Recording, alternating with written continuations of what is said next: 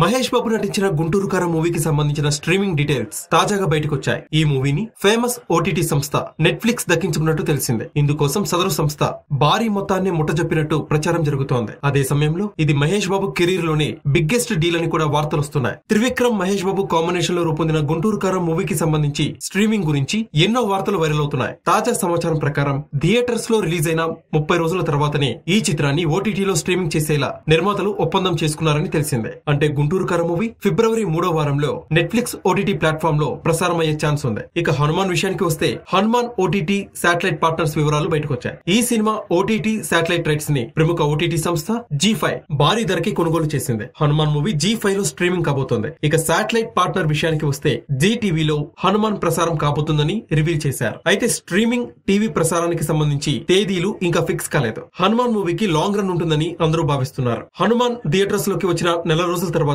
ఓటీటీలోకి వచ్చే అవకాశం ఉందని తెలుస్తోంది. థియేటర్స్ లో వచ్చే రెస్పాన్స్ ని బట్టి ఈ తేదీ అటు ఇటు అయ్యే అవకాశం ఉందని తెలుస్తోంది. ఓటీటీకి వచ్చిన తర్వాతనే టీవీలో ప్రసారం కాబోతున్న విషయం తెలిసిందే.